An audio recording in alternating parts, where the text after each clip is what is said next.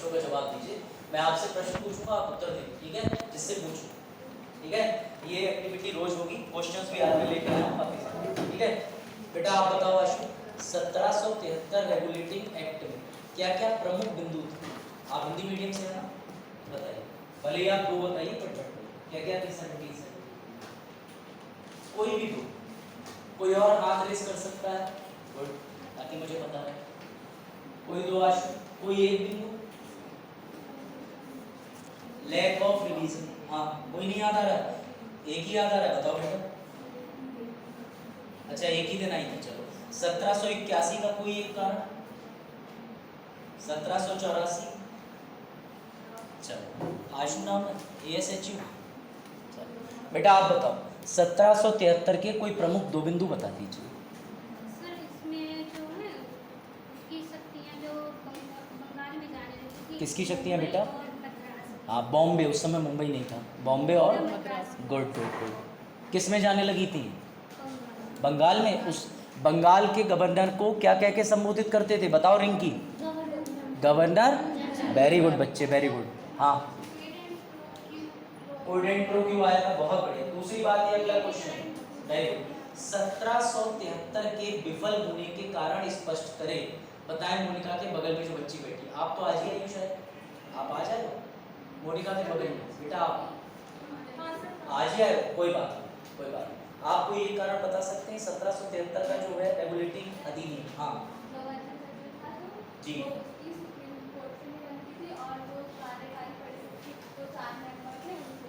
Very good, clap करो भाई राखी के लिए।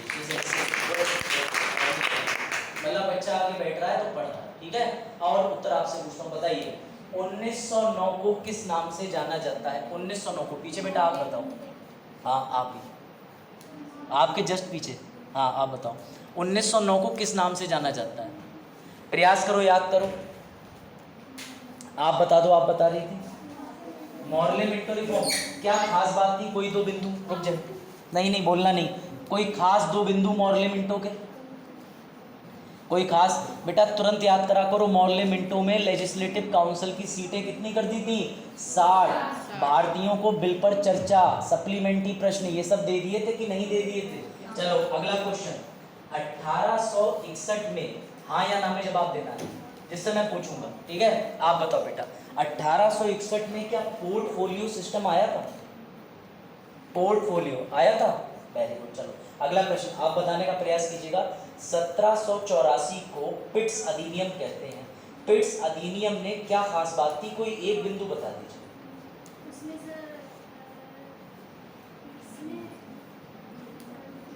याद करो, याद करो, तब तक और कोई हाथ खड़ा करे। आपका नाम था शीतल, बेटा आप बताओ बच्चे। हाँ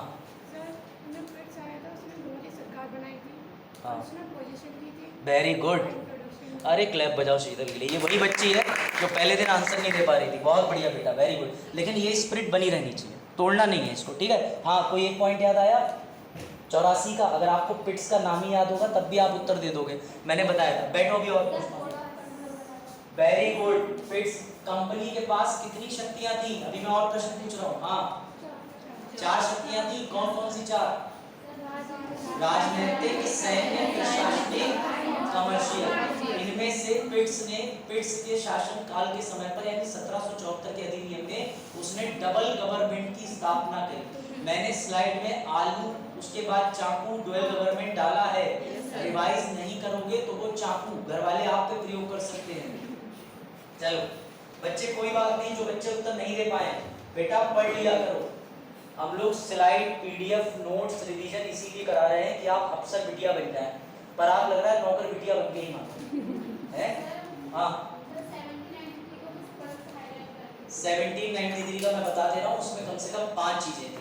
1793 में डोमिनोज का एग्जाम्पल दिया था। डोमिनोज क्या आया था? विशेष व्यापार अधिकार, कंट्री प्रिविलेज, ट्रेड प्रिविलेज। क्यों आया था? क्योंकि उस समय पे एक बहुत ही खतरनाक व्यक्ति था जिसने पूरे देश में क्रांति ला दी थी। समझना, उसके बारे में बात करेंगे 1813 में, इस पे आओ। 1793 में क्या हुआ था, जब डोमिनोज की तरह कंट्री प्रिविलेज मिला तो इन लोगों ने कलकत्ता में ओपीएम की एक फैक्ट्री लगा ली। उस फैक्ट्री से ओपीएम कहाँ जाता था, चीन में। इसी वजह से चीन में ओपीएम वॉर हुए। पहला तो ये नुकसान। दूसरा 1793 में बताइए कोलोनाइजेशन बढ़ा, सेंट्रलाइजेशन बढ़ा, 5 लाख की सैलरी, सरकारी नौकरों की तनख्वाह कंपनी से। ये सब याद आ रहा है? ये सब लिखवाए थे, भूलना मत, ठीक है। अगर भूल गए तो मेरी मेहनत तो बेकार होगी, आपकी भी मेहनत बेकार होगी। आज का टॉपिक वैसे मैंने आपको ग्रुप पे अभी सेंड किया है, लेकिन मैं आपको बता देता हूँ आज का टॉपिक बहुत इंटरेस्टिंग है, विच इज कॉल्ड प्रस्तावना। इसको सबसे ज्यादा आप एंजॉय करें।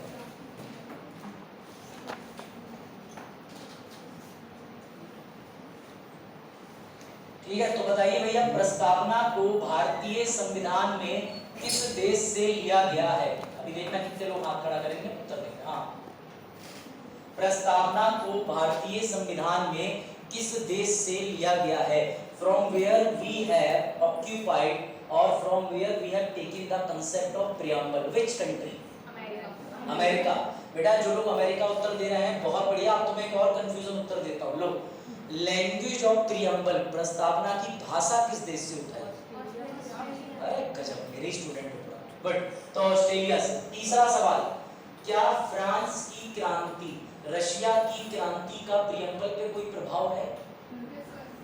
Yes, बिल्कुल। अभी समझते हैं क्या है। चलो अब आगे, ठीक है भाई। देखो, सबसे पहली बात तो ये, अभ्युदय के लिए आभार होना चाहिए आपका, क्योंकि आपको निःशुल्क कोचिंग मिल रही है। तो हर कोई अभ्युदय के प्रति कृतज्ञ रहे और ईमानदार रहे। आपको 1.5-2 लाख रुपया आपका खर्च नहीं हो रहा है, निःशुल्क है, तो ईमानदारी से पढ़ाई करना, ठीक है। चलो अब शुरू करते हैं आज का टॉपिक, ठीक है। तो बेटा जरा ध्यान से देखना, इसको जानते हो क्या है? इंडेक्स है। आप लोगों ने अपनी किताबों में देखा होगा। आज का टॉपिक कंसेप्चुअल ज्यादा है, मजा आएगा, बस एंजॉय करना। स्टोरी आएगी, कॉपी में लिखते चलना, बोर नहीं होगे, बशर्ते सोचना भी मत कि बोर होना। ये क्या है? इंडेक्स। चलो कुछ और देख लेते। ये क्या है? ये भी इंडेक्स है, पक्का। इंडेक्स को हिंदी में क्या कहते हैं? प्रस्तावना। अच्छा ठीक है, अभी मजा आया। ये क्या है? ये कंटेंट। अच्छा, सूची बोलते हैं। ये भी सर, ये भी इंडेक्स है। ये क्या है? ये सर, ये भी वैसे सूची है। अरे सर, ये क्या है? ये अच्छा, ये प्रियम्बल, प्रस्तावना है। चलो, मुझे तुम्हें सबसे पहले की स्टोरी सुनानी पड़ेगी। उससे पहले आइए मिलते हैं नेहरू जी से। समझ, सबसे पहली संविधान सभा, अपनी कॉपी में नोट कीजिएगा, 9 दिसंबर 1946 को संविधान सभा का पहला दिन है। सब लोग एक साथ बैठे हैं। सर कितने लोग बैठे हैं? 293। सर क्यों इतने कम लोग? क्यों? 389 सीटों पे वोट हुए थे, क्योंकि मुस्लिम लीग आई नहीं, जिन्ना आया ही नहीं, वो बॉयकॉट कर गया। लिखना ध्यान से। हाँ, मैं डेट बोल रहा हूँ बेटा। हाँ, डेट मैंने बोली 9 दिसंबर 1946 को संविधान सभा का पहला दिन हुआ। स्टोरी सुनते चलना, मैं लिखता भी चल रहा हूँ, ठीक है बच्चों? हाँ, लिख रहा हूँ, बस आपका बोर्ड काम करता है ऐसे, ठीक है। डेट लिख लीजिए, 9 दिसंबर 1946 को संविधान सभा का पहला दिन बना। और उस दिन सभा को संबोधित करने के लिए कोई व्यक्ति नहीं था, एक बुजुर्ग व्यक्ति थे। संविधान का नियम है कि जिस दिन भी सदन का या संसद का पहला दिन होता है, अगर उस समय हमारे पास लोकसभा या राज्यसभा में कोई प्रस्तुत ना हो, तो हम ऐसे व्यक्ति को बीच में बुला लेते हैं जो सबसे उम्रदराज होता है। ठीक ऐसे ही व्यक्ति का नाम था सच्चिदानंद, डॉक्टर सच्चिदानंद सिन्हा। इस बार 2023 के पेपर में यूपीएससी के अंदर ये क्वेश्चन आया है कि संविधान सभा के पहले दिन किसको स्पीकर के रूप में बुलाया गया, अध्यक्षता किसने करी? तो क्या डॉक्टर सच्चिदानंद सिन्हा परमानेंट थे? नहीं। 9 दिसंबर को सिर्फ अस्थायी रूप से बुला के सामने कह दिया था कि आज सभा का संचालन आप करेंगे, क्योंकि ठीक उसके 3 दिन बाद 12 तारीख को डॉक्टर राजेंद्र प्रसाद को बहुमत के साथ में स्थायी अध्यक्ष नियुक्त कर दिया था। इंग्लिश वालों, there was no speaker in the parliament, so they tried the protem speaker who was doctor Sachchidananda Sinha, ठीक है, for temporary time period. Later on 12 December they chose doctor Rajendra Prasad as the permanent speaker. Any doubt? कोई दिक्कत? आज English medium के बच्चे ही नहीं हैं जिनके लिए हम बोल रहे हैं। चलो ठीक है, अब लिखिएगा। तो बेटा 9 दिसंबर 1946 को, आप समझिएगा, कई दिन तो इंतजार करते करते बीत गए। नेहरू जी से सब कहते तुम्हारे मित्र नहीं आए, नेहरू जी कहते जिन्ना जिन्ना आएंगे आएंगे। फिर कहते तुम्हारे मित्र नहीं आएंगे, तो जिन्ना कहते आएंगे आएंगे। क्यों? क्योंकि बेटा संसद के अंदर जब तक राहुल गांधी जी नहीं होंगे, मोदी जी का भी कोई रोल नहीं है, पक्ष विपक्ष दोनों होते हैं। मजा तभी आता है जब दो लोग आपस में भिड़ते हैं, वाद विवाद संवाद करते हैं। तो इन्होंने जिन्ना का बहुत इंतजार करा, जब नहीं आए तो बेटा समस्या ये हो गई कि सब लोग पूछने लगे, नेहरू जी आज 9 तारीख से लेकर के तारीख हो गई है बच्चों 13, अब हम करें क्या? तो बेटा ये बात तो नेहरू जी को भी सही लगी, तो नेहरू जी 13 दिसंबर को, नेहरू जी 13 दिसंबर को अपनी सीट पर खड़े हुए, बोले चिंता मत करो, ठीक है भाई। अंताक्षरी की पहली लाइन क्या होती है? समय बिताने के लिए करना है कुछ काम, पूरी लाइन होती है, तुम्हें याद हो, ठीक। तो नेहरू जी बोले टेंशन मत लो, भले ही मुस्लिम लीग नहीं आ रही, भले जिन्ना नहीं आ रहा, आज से मैं डिफाइन करता हूँ कुछ उद्देश्य। और नेहरू जी ने खड़े होकर सदन में जो प्रस्ताव पढ़ा उसे बोला गया उद्देश्य का प्रस्ताव। इंग्लिश वालों, objective resolution. Any doubt? Any doubt? क्यों पढ़ा गया? क्योंकि नेहरू जी से लोग कहने लगे, सदन में सब बैठ गए, आप लोग यहाँ बैठ गए, आपको पता ही नहीं आज सर पढ़ाएंगे क्या। तो आप में से कोई बच्ची तो कहेगी sir what is the topic for today. तो मैं कहूँगा अच्छा ठीक है, मैं बताता हूँ बच्चों, आज इस तारीख को हम प्रियम्बल शुरू करेंगे पढ़ना, या आज इस तारीख को हम संसद पढ़ेंगे। तो ऐसे ही नेहरू जी ने खड़े होकर के कहा कि चलिए हम सब लोग कुछ नियम ले लेते हैं और आज से हम ये सब नियम पढ़ेंगे। फिर भी बेटा कुछ लोगों ने कहा कि नेहरू जी इंतजार कर लो, सबने इंतजार करा। नेहरू जी ने करा क्यों था? क्योंकि बेटा हमारे पास कोई रोड मैप था नहीं। हम लोगों ने संविधान सभा तो गठित कर ली थी, परंतु संविधान सभा के अंदर क्या करना है क्या नहीं करना है, इसके लिए एक रोड मैप तो चाहिए था। तो बेटा कई बार प्रियम्बल को बोल दिया जाता है ब्लूप्रिंट, रोड मैप, गाइड, बात आई समझ में, मार्गदर्शन करने वाला पत्र। क्योंकि बेटा इसीलिए ऑब्जेक्टिव रिजोल्यूशन की जरूरत थी, क्योंकि हमने आज़ादी बहुत लड़के, हमारा 1857 का विद्रोह, क्रांतिकारियों की जितनी भी इन लोगों ने बलिदान दिए हैं वो व्यर्थ ना चले जाएं, इसलिए संविधान सभा के अंदर एक प्रारूप होना जरूरी था। ऐसे ही हर कुछ डिस्कस नहीं कर सकते ना। तो याद रखिए नेहरू जी ने 13 दिसंबर को खड़े होकर उद्देश्य का प्रस्ताव पढ़ा और उसको पूरे सदन ने 22 जनवरी 1947 को पारित कर दिया। डेट नेहरू जी ने 13 दिसंबर को क्या पढ़ा बताओ बेटा? सदन में क्या पढ़ा? प्रस्ताव, हाँ, उद्देश्य का प्रस्ताव। इधर मोनिका 13 दिसंबर को नेहरू जी ने क्या पढ़ा सभा में? कौन सा प्रस्ताव? उद्देश्य का। आपके जीवन का उद्देश्य है, वैसे ही संसद के सदन का तो कोई उद्देश्य होगा। श्रेया क्या बोलेंगे इंग्लिश में? Objective resolution. ये तो कतई अलग ही जा रहा। चल बड़ा तो बेटा नेहरू जी ने इस प्रस्ताव को पारित करा दिया। अब समझना स्टोरी। अब तक तुम्हें लग रहा होगा कि हमने लूसेंट की किताब में सही पढ़ा कि यही उद्देश्य का प्रस्ताव आगे जाके प्रस्तावना में बदल गई। सबने ये पढ़ा होगा लूसेंट। वन डे एग्जाम के बच्चे पढ़ते हैं यही उद्देश्य का प्रस्ताव आगे जाके क्या बन गई? प्रस्तावना बन गई। सब फर्जी बातें हैं।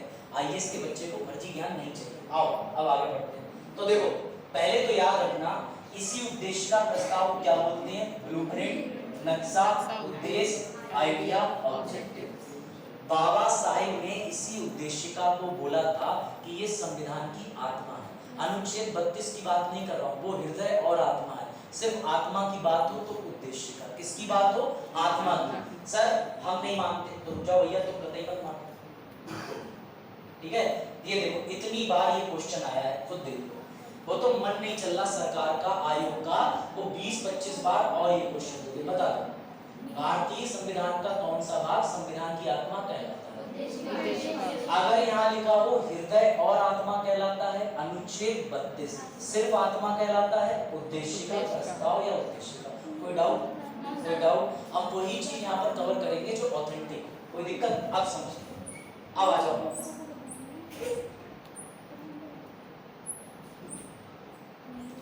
ठीक है, तो ये चीज क्लियर हो गई। नेहरू जी ने कब पढ़ा सदन के अंदर उद्देश्य का प्रस्ताव? 13 दिसंबर 1946। अब आगे बढ़ते हैं। अब समझना नेहरू जी ने जो उद्देश्य का प्रस्ताव पढ़ा उसकी कॉपी नोट्स में डाल दी है, तुम्हें बिल्कुल पढ़ने की जरूरत नहीं। नेहरू जी ने खुद बोला है कि we are here to set a plan that aims to define the true intention of the legislature. बात खत्म। ये तुम्हारे लिए ना पूछा जाएगा ना आएगा। ठीक, अब समझना इंपॉर्टेंट बात जो हम आगे बढ़ रहे हैं। अब तुम्हारे लिए एक बड़ा रोचक सवाल है। आ जाओ, आ जाओ। इसका उत्तर कौन देगा? हाँ यस, कितने लोग यस बोल रहे हैं? हाथ खड़ा करो। बहुत बढ़िया बच्चों, बहुत बढ़िया। यस हाँ, कितने लोग? खाली एक बिटिया आई यहाँ से, और कोई नहीं? मैं तुम्हें एक स्टोरी सुनाता हूँ। Now it's a story time. अब आराम से अपने हाथ ऐसे करके बैठ जाओ, क्योंकि अब तुम्हें स्टोरी में मजा आएगा। किसी के गुड़िया का नाम ले लेते हैं। क्या नाम है आपका? स्वाति। चलो भैया, तो भैया स्टोरी टाइम, ये है स्वाति, ये स्वाति की दादी, और स्टोरी शुरू करते हैं। अब ध्यान से सुनना। एक दिन स्वाति ने अपनी दादी से कहा, स्वाति का अच्छा बड़ा परिवार है, उसमें सब लोग हैं, स्वाति का गोदी वाला भैया भी है, छोटा भैया, ठीक। स्वाति ने कहा, दादी दादी एक काम करते हैं, हम लोग कहीं बाहर टूर पे चलते हैं, क्योंकि वेकेशन का टाइम है गर्मियों का। तो दादी बोली, हाँ ऋषिकेश चलते हैं, गर्मी बहुत हो रही है, गंगा स्नान भी कर लेंगे और मैं इसी बहाने दर्शन कराऊंगी। तो पापा बोले, नहीं नहीं नहीं, हम लोग एक काम करते हैं, तेरी मौसी क्या चलते हैं, खर्चा भी नहीं होगा, एसी भी लगी उनके यहाँ, आराम से छुट्टियां बिताएंगे। गोदी वाला बच्चा भी बोला, नेपाल चलते हैं, नेपाल, काठमांडू काठमांडू।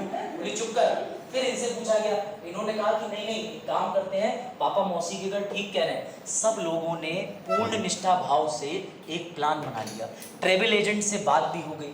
ये सब लोगों ने प्लान बनाया कि चलो हम चलते हैं छुट्टियां बिताने मॉरिशियस। सर कहाँ से कहाँ निकल गए? हाँ अमीर लोग मॉरिशियस निकल गए। सर पढ़ाई रख गए, जा मॉरिशियस है, सुनना ध्यान से।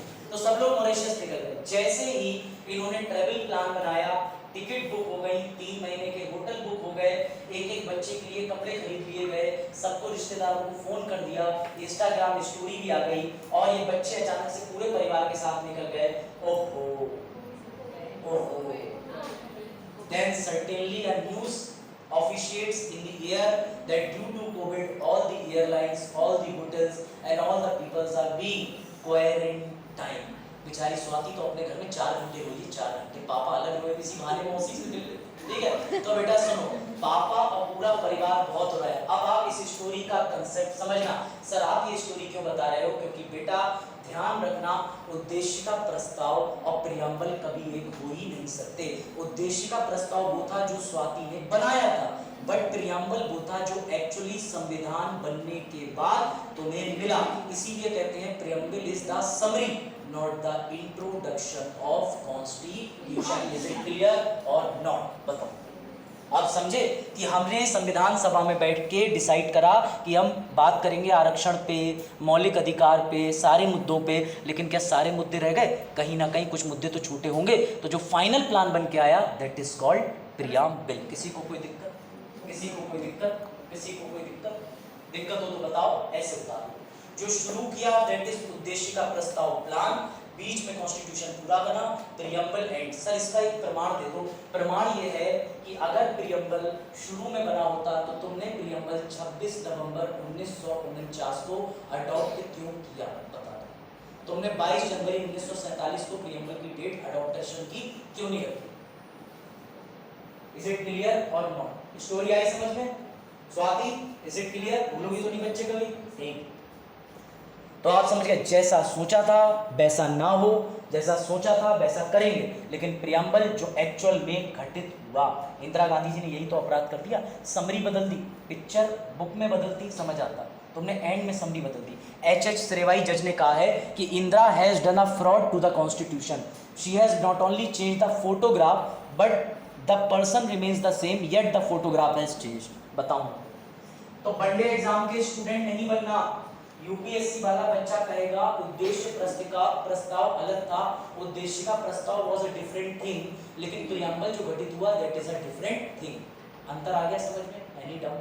Any doubt? सर इसे अमेरिका से कंपेयर कर दीजिए। बेटा अमेरिका में तुम्हें याद रखना है, जैसा स्वाति ने चाहा था वैसा हो गया। यानी यूएसए के अंदर जो प्रियम्बल है वो शुरू में अडॉप्ट कर लिया गया, और वो वही है जो एक्चुअली सोचा था बना लिया गया। इंडिया की प्रस्तावना के लिए उद्देश्य रखा गया था, परंतु जो समरी आई वो प्रियम्बल बोला। अमेरिका ने जैसा डिसाइड करा था वैसा ही बना लिया। यही उसके प्रियम्बल और हमारे प्रियम्बल में डिफरेंस है। आप समझ गए बात? तो स्वाति का मिशन पूरा, यूएसए मिशन नहीं पूरा। Plan change due to COVID, due to certain restriction, क्योंकि उस समय देश में दंगे बलबे, अंग्रेज आए, अंग्रेज गए, सब कुछ करते रहे। कोई नेता मना कर गया, कोई नेता मर गया, कोई आरक्षण में बहस कर रहा था। अंत में जाके हमने क्या बना के पूरा कर दिया? संविधान। और उसी को दर्शाता है प्रियम्बल। प्रियम्बल, इसीलिए क्वेश्चन आता है preamble is a summary of constitution. Is it clear? अब बेसिक डिफरेंस समझ गए? दीक्षा दिशा नहीं दीक्षा, इधर स्वाति, स्वाति पड़ोसी, पीछे वाले दोनों बच्चे। मोनिका बताओ यूएसए के और भारत की प्रस्तावना में क्या अंतर है? बताओ अपने शब्दों में, कोशिश करो, कोशिश, वापस आ रहा हूँ, बोलने की आदत डालो बेटा, 20 बार पूछूंगा, 20 बार।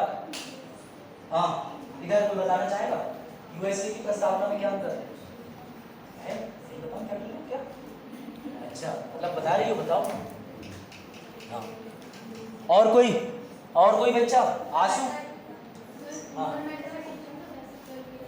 अच्छा ठीक है। सो बताओ, यहां से पूछता हूं मैं, आप बताओ आवर प्रियम्बल इज समरी और इंट्रोडक्शन? हमारी प्रस्तावना समरी है कि इंट्रोडक्शन? समरी। क्या है? समरी। समरी। सर दीदी की शादी से पहले कार्ड छपा था सर, उसके बाद शादी कैंसिल होकर आगे बढ़ गई बेटा, वो कार्ड जो है वो उद्देश्य का प्रस्ताव बन गया क्योंकि शादी बदल गई, तो आप उस कार्ड को समरी मत कहना। समझ गए? अब आई बात समझ में? चलो अब आगे बढ़ते हैं, एक हिस्सा तो पूरा हो गया। अब तभी इनमें से एक बच्ची ने कहा सर हमें हमारा प्रियम्बल पढ़ना है। चलो भैया तुम्हें तुम्हारा प्रियम्बल याद करवाओ, पढ़ो। हम भारत के लोग, अरे अपने आप बोलो, मैं तो ये भी नहीं बोलूंगा, इससे पढ़ो। A for aeroplane, B for बड़ा एरोप्लेन, सी फॉर छोटा एरोप्लेन, डी फॉर डाकू का एरोप्लेन। पढ़ो। हाँ पढ़ो, आंसू पढ़ो। मोनिका बेटा पढ़ो। संपूर्ण प्रभुत्व संपन्न समाजवादी प्रतिनिरपेक्ष लोकतांत्रिक गणराज्य कहते परिवर्ष। हाँ बस समझ गए, मैं समझ गया, तुम लोगों ने पढ़ लिया, अब रुक जाओ। अब तुम्हारे लिए क्यों पढ़वाया सर आपने? क्विज देनी, क्विज। अब मजा आया। ये लो क्विज, ये लो, ये दोनों प्रस्तावना है, जरा दोनों प्रस्तावनाओं में कुछ अंतर पता करके बताओ। पूजा से बताओ। हाँ जब पूछना कैसा बेटा, घर वालों के आगे किसकी चलती? उसमें अमेंडमेंट से शब्द जोड़े गए हैं, समाजवादी। वेरी गुड, क्लैप करो अंशिका के लिए, पहले ही ट्रैक कर लिया उसने। अरे क्लैप करो, ऐसे तुम लोगों का बस नहीं चलता, पैर से क्लैप बना लो। अभी तक जो है वो एप, सर उस दिन बता रहे थे कि एप को जानते हो, मैं तो सर क्लास में फील करता हूँ, एप हैं ये लोग। चलो समझ लो बेटा, इसमें देखो क्या लिखा है, ये पढ़ो पहले। संपूर्ण प्रभुत्व संपन्न समाजवादी कहीं लिखा है इसमें? सर कहाँ गया समाजवादी? सर इन दोनों प्रस्तावनाओं में एक ही अंतर है, एक इंदिरा जी ने परिवर्तित कर दिया, एक इंदिरा जी परिवर्तित नहीं कर पाई थी, उससे पहले का है। तो सर ये परिवर्तन करना जरूरी था। अब मजा आएगा, शुरू करें? तो चलो भैया एक एक वर्ड को समझेंगे। स्टोरी टाइम हो चुका है, फिर से तुम्हें स्टोरी में लेके चलूंगा, ठीक? अब ध्यान देना बड़ा अच्छे से। पहले एक तथ्य है, लिखना चाहो तो लिख लो। प्रस्तावना को डिजाइन करने वाले व्यक्ति का नाम था बेहुअर राम मनोहर सिन्हा। ये शांति निकेतन संस्था से थे जो रविंद्रनाथ टैगोर जी की, ठीक है? शांति निकेतन। आचार्य नंदलाल जी के साथ, नंदलाल बोस भी वही हैं जिन्होंने संविधान को पूरा डिजाइन करा। ये जो साइड में आप फूल पत्तियां देख रहे हो, इसके डिजाइन करते राम मनोहर सिन्हा, बेहुअर राम मनोहर सिन्हा, ये याद रखना। खासकर वनडे एग्जाम में तो पूछ लेगा, यूपीएससी अभी तक नहीं छुआ इसमें, ठीक है? इसलिए मैंने लाइन भी लिखी नीचे, एसएससी वालों। सर एसएससी की बेइज्जती सर। हाँ देखो, बहुत बढ़िया, सीधी लाइन पे नीचे लाइनें जा रही हैं, कैसे लिखोगी? हाँ A4 पन्ने पे लिख के रहो। चलो गुड, लिखो। मोनिका लिखो, तुम्हारा विशेष ध्यान, जब तक तुम गूंगी गुड़िया से चीखने वाली गुड़िया नहीं बन जाती। लिखा? लिखा? हाँ लिखो लिखो, तेज दिखा करो, तेज लास्ट लेक्चर कहाँ इतना पढ़ने के चक्कर में, आधे घंटे क्लास हुई थी क्लास है नहीं सर, नहीं आधे घंटे तो सर खाना खाते हैं सर, मेरी दोस्त सर खाना नहीं खाते सर। हाँ तब से नहीं ला, गुड। मैं भी सुबह खाना खा के आता हूँ, आज तो मेरा व्रत है तो ज़्यादा एनर्जी, 4.5 घंटे खड़ा रहता हूँ। सर काम ही क्यों करते हो टीम के साथ? अरे नहीं पढ़ाता हूँ। चलो ये लिखो, हाँ लिखो लिखो, पूरा मत लिखो, खाली इतना लिख लो, राम मनोहर सिन्हा या बेहुअर राम मनोहर सिन्हा ने प्रियम्बल को डिजाइन किया था। डिजाइन मतलब कलाकृति। लिखा किसने था? तो भैया लिखने के लिए पीछे यही जिम्मेदार नहीं है, और भी लोग थे। हमने लिया कहाँ से? अमेरिका। भाषा ऑस्ट्रेलिया। नीचे वाले जो थे ये आचार्य नंदलाल जी के साथ बोस साहब लिखते थे, ये चित्रकारी करते थे। समझ गए? ये था। इसकी ओरिजिनल कॉपी आज भी दिल्ली के संसद भवन में दिन के बाद आई हो, आखिरी सेशन के बाद, तब तो रेड कैप लगाती थी, स्कूल ड्रेस में रहती थी। अरे बेटा इसलिए बता रहा हूँ, स्कूल ड्रेस कॉमन है, याद रहती। तुम तो पता नहीं मास्टर पे FIR लिखवाने है हमारा मॉक टेस्ट है। चलो अरे आप उठा लो भैया जी, माइक गड़ रहा पेट। चलो आगे बढ़े, लिख लिया? चलो भैया अब इसको डेसिफर करते हैं। सर वो क्या? पहले तो याद रखना, ये मैंने आपको अमेरिका और ये बता दिया है कि अमेरिका में जो सोचा था वैसा ही हो गया प्रियम्बल में, हमारा प्रियम्बल है, ठीक है। अब चलो मैं तुम्हें एक सबसे रोचक लाइन दिखाता हूँ जिसको पढ़ने के बाद तुम्हारी आंखों में आंसू तो आने चाहिए। चलो लाइन पढ़ो, ये क्या है? ये पढ़ो, वी द, ठीक है। अब जरा मेरी बात ध्यान से सुनना और तुम्हें मजा आएगा। पहले तो मुझे ये बताओ, तुम्हारा संविधान किसने बनाया? जरा ये बताओ, किसने बनाया तुम्हारा संविधान? सर 1927 में साइमन कमीशन आया था, फेल हो गया। सर मई 1946 में भारत में कैबिनेट मिशन आया था, ये पास हो गया। इसने कहा 1946 में कि हम तुम्हें संविधान बनाने की अनुमति देते हैं, और इसने संविधान बनाने की अनुमति के लिए तुम्हें अधिनियम दे दिया 1947 का स्वतंत्रता अधिनियम। ये जो कैबिनेट मिशन आया था, ये पता है किसने भेजा था? ये क्लेमेंट एटली ने भेजा था। और एटली कौन था? ब्रिटिश का पीएम।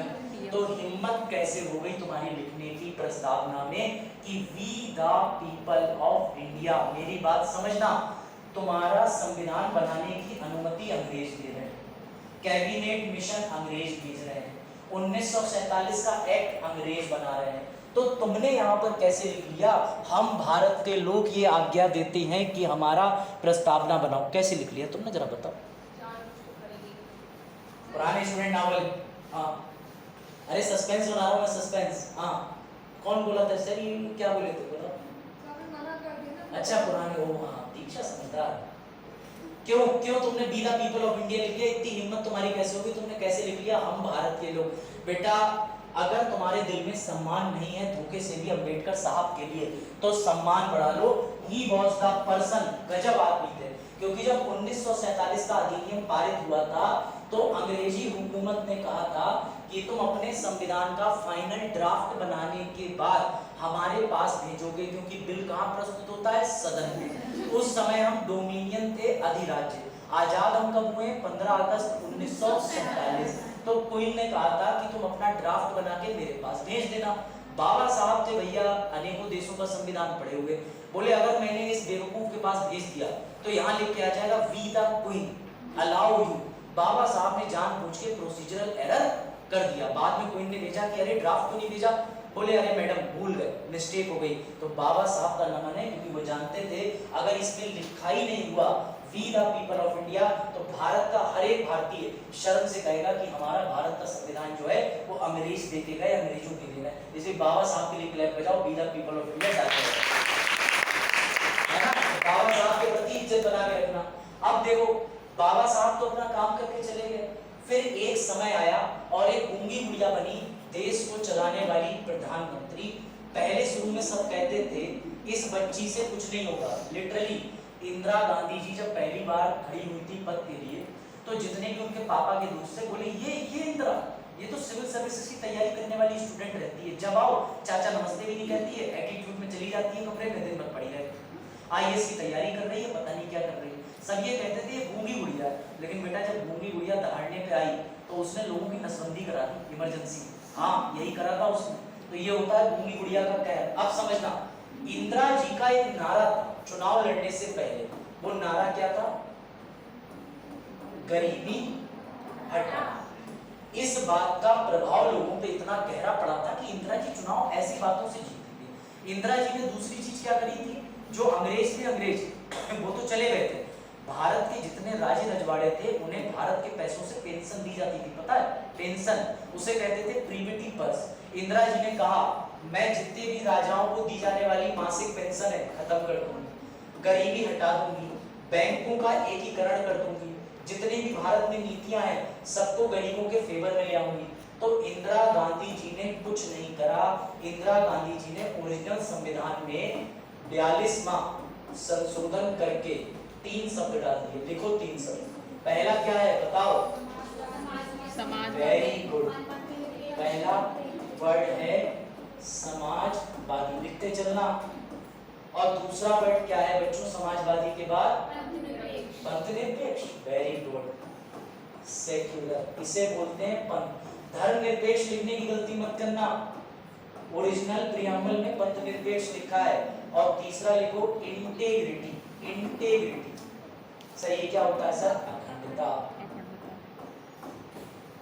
अब अभी देखना, यही आज का पूरा टॉपिक है और यही सवाल है कि इंदिरा जी ने ये करा तो बाबा साहिब ने ऐसा क्यों नहीं करा? क्या बाबा साहिब को 1947 के वक्त या 1950 के वक्त नहीं पता था कि समाजवादी नाम का वर्ड इस दुनिया में है? क्या उन्हें नहीं पता था कि धर्मों की स्वतंत्रता को सेक्युलर कहते हैं? क्या उन्हें नहीं पता था कि इंटीग्रिटी देश की अखंडता होनी चाहिए? तो देखते हैं बाबा साहब ने ये शब्द डाले थे कि नहीं डाले थे, कि आखिर इंदिरा चाहती क्या है। स्टोरी शुरू करें, लिख लो, शुरू करें। यहाँ तक कोई डाउट? शोध का रिसर्च पर सब समझ आ रहा? शोध माने रिसर्च होता है ना, ठीक। सर एक गोली भी आती है सर मेडिकल पे, शोधी हरे, वो वाली बात नहीं कर, लिंकी खाइए तुमने? गुड यार, मशीन के उत्पादन है। चलो बेटा आप पकड़िए, वर्ड पकड़िएगा, ठीक है। ये इंग्लिश में आपको हिंदी में दिखाते हैं, याद रखिएगा। ये देखिए, ओरिजिनली कॉन्स्टिट्यूशन के प्रियम्बल के अंदर, जरा ध्यान देना बच्चों, ये वर्ड लिखे हुए हैं, जरा एक बार देख लेना। इसमें बेटा याद रखना कौन कौन से? समाजवादी, पंथनिरपेक्ष, और नीचे आएगा, नीचे वो आएगा अखंडता। ये 3 शब्द किसने डाले थे? इंदिरा। तो मैंने बाबा साहब को फोन करा, मैंने कहा बाबा साहब मुझे एक बात बताओ, इंदिरा गांधी आपसे ज्यादा टैलेंटेड है? तो बाबा साहब बोले नहीं अभिषेक, अपनी बच्ची है। मैंने कहा नहीं सर, बच्ची तो बहुत तेज निकली, लेकिन आपसे ज्यादा टैलेंटेड निकल गई। बाबा साहब बोले क्यों? मैंने कहा सर आपको नहीं पता, मैडम ने इसमें समाजवादी वर्ड डाल दिया, समाजवादी, आप तो कभी सोच भी नहीं सकते थे। तो बाबा साहब बोले देख बेटा, अब मैं प्रकट तो नहीं हो सकता, लेकिन कोई बात नहीं, तूने टेलीपैथी से मुझसे बात करी है तो मैं तुझे उत्तर देता हूँ। बोले देख, जिस समय हमारा भारत आजाद हुआ था, ध्यान रखना, जिस समय हमारा भारत आजाद हुआ था, उस समय विश्व में एक अवधारणा चल रही थी, एक आदमी बड़ा फेमस था बच्चों, उस आदमी का नाम था, लिखो, कार्ल मार्क्स। क्या नाम था? ये भी समाज के अंदर एक अवधारणा, एक सिद्धांत लेके आया था। सोना फिजा, इधर देख लेना दोनों, बाद में दोस्ती हो जाएगी, आज ही आएंगे ना फिजा, देखो इधर फिजा, वरना तुम फिजा कोई वाली बात किया तो सुमन गुमन और फिल्म लाइट से हो, है ना, आयत पढ़ दो, आयत भाग जाएगी। चलो ये देखना, तो बेटा उस समय कार्ल मार्क्स बड़ा फेमस था और पूरे विश्व में ये कर रहा था सोशलिज्म। सर सोशलिज्म मतलब, सोशलिज्म का मतलब समझना, पूरे राज्य की या पूरे देश की संपत्ति गवर्नमेंट के हाथ में होगी और सरकार गवर्नमेंट में जो है वो सभी लोगों में बराबर बांट देगी। क्लास में 1000 रुपए आएंगे पेंशन के, वो मैं रखूंगा, तुम सब में बराबर बराबर बांट दूंगा। ये कार्ल मार्क्स का सिद्धांत कहता था सोशलिज्म का। बोले हमारे यहाँ पर कार्ल मार्क्स से सिद्धांत की जरूरत ही नहीं, क्योंकि हमारे यहाँ पर गांधी जी थे। कौन थे? गांधी जी। उनका अपना सोशलिज्म था। गांधी जी कभी नहीं कहते थे सारी संपत्ति छीन के बांट दो।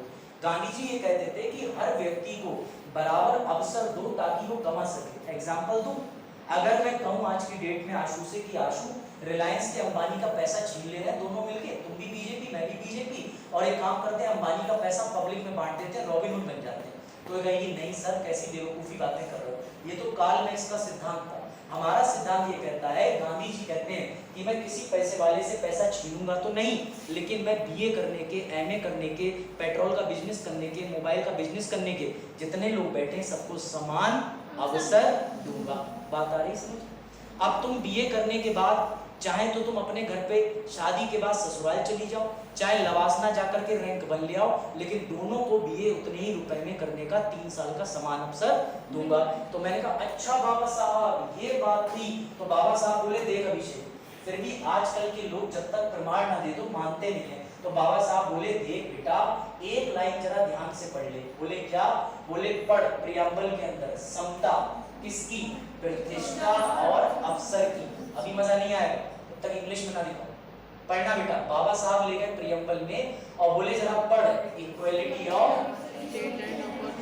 बोले जब मैंने सोशलिज्म वर्ड डाला होता तो कार्ल मार्क्स का उठा लिया, सब ये समझते हमारे यहाँ गांधी जी ने खुद का समाजवाद दिया था, मैंने उसे डाल दिया equality of status and opportunity, यानी प्रतिष्ठा और अवसर की समानता। बाबा साहब ने इंदिरा जी की तरह ढूंढ करके सोशलिस्ट नहीं लिखी थी, ऑलरेडी कॉन्स्टिट्यूशन के प्रियम्बल में निहित कर दी थी। गुड, अब आया समझ, कोई डाउट?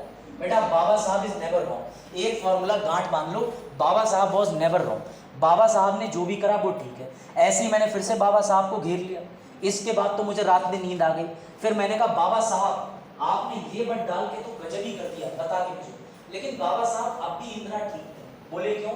मैंने कहा सेक्युलर तो कहीं नहीं लिखा है, पंथ निरपेक्ष तो पूरे संविधान के अंदर लिखा ही नहीं है। तो बोले देख, उन्हें कर दी ना फिर बेवकूफ़ी की बात। मैंने कहा क्यों? बोले देख धर्म क्या होता है। मैंने कहा धर्म मतलब जिसमें मुझे विश्वास हो, जिसकी मैं उपासना करता हूँ, जिसकी पूजा करता हूँ। बोले देख तेरा धर्म तुझे मुबारक। मैंने कहा हाँ।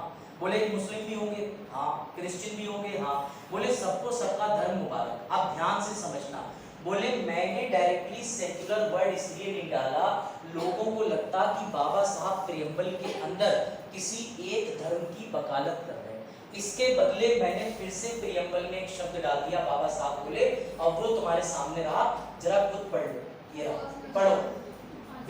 विचार, अभिव्यक्ति, विश्वास, धर्म और उपासना की स्वतंत्रता। बेटा बाबा साहब वाज नेवर रॉन्ग। बाबा साहब बोले मैंने लिख दिया liberty of thought, expression, belief, faith and. समझे बाबा साहब का फॉर्मूला? इंदिरा जी का स्कोर 0, बाबा साहब का स्कोर 2 चल रहा है आगे, क्योंकि बाबा साहब हर बात का रीजन दे रहे हैं। मैंने कहा पर बाबा साहब तब भी इंदिरा गांधी ठीक है ना, सेकुलर वर्ड डाल दिया अनुच्छेद 25 से 28 में। बोले तू मानेगा ही डिटेल में समझ के। मैंने कहा क्या करूं, यूपीएससी का अटेम्प्ट देना है। तो बोले देख समझ हुआ क्या था, तुम भी समझ लो। कितने लोग यहाँ मानते हैं कि पश्चिम देश हमसे आगे? कितने लोग मानते हैं?